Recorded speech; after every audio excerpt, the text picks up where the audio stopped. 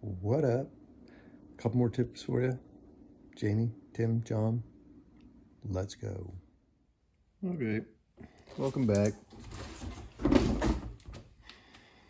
Today we will talk about tensioning the chain. How to do that? Well, first you need your scrunch.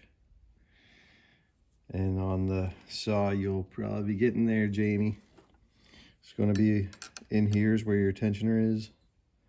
But before you get to that, you got to loosen the sprocket cover.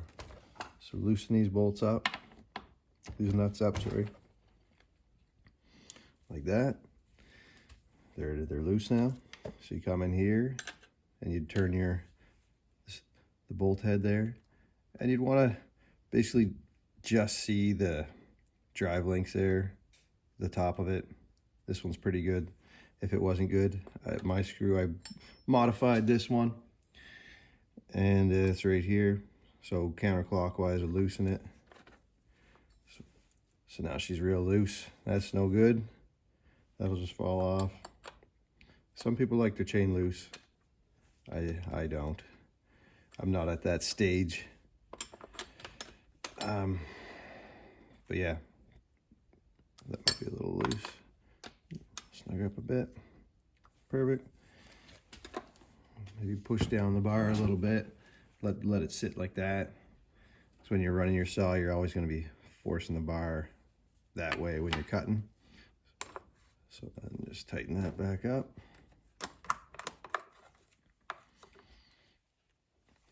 And you're good to go in that regard. Now, when you go to start it, here's your choke here. This is you can put it in the choke there. You gotta push this down, throttle down, and then you can move your choke all the way down like that. You pull that, and once it burps, like once it tries to start, you want to pop it up one, and then pull it again. It should start, and then when you hit your throttle again, it'll go into on. And then release your brake, and then you can rev it up and warm it up, and then start cutting. You always want your brake on like that. That's on. Chain can't move now. When you're moving around or thinking of a different cut, the next cut, you always want to put the brake on. Safety. Oh no. The chain fell off. What do I do? No worries. Chain falls off. Take your sprocket cover off. Take the nuts out. Take that right off. Now you have to check. Make sure your drive links didn't get messed up. They probably did. Take a flat file and file them down where they're burred, and then it'll go back in the guide bar. But let's just say for this scenario, they're fine. All you do, make sure you're putting your chain on the right way. John puts his on backwards.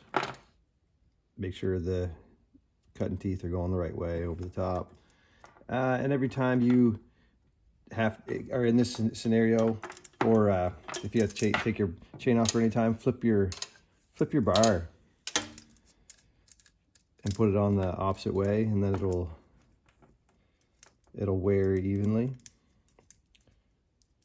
So you just put the chain back in there into the guide bar, and then you're going to want to put that back on.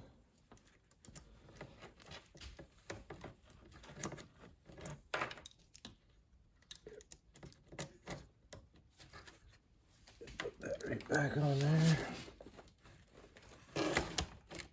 Put your bracket cover back on. Put your nuts back on. Just get him, keep them loose.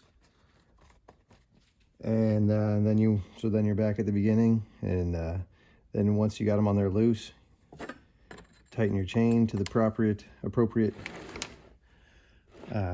tension. And then make sure you tighten these back up. If you forget these, as soon as you start cutting, they'll vibrate off and your chain's gonna fall off again. When you take your sprocket covered off too, you might want to do that daily, like after each use, each day. Clean all the sawdust out of it. She'll probably be pretty gunked up in there. Get a compressor with a blower hose and spray it off or wipe it off, something.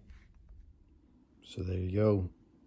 Some more tips, advice, beginner stuff. I'm not a pro by any means, I should say too, but happy cutting.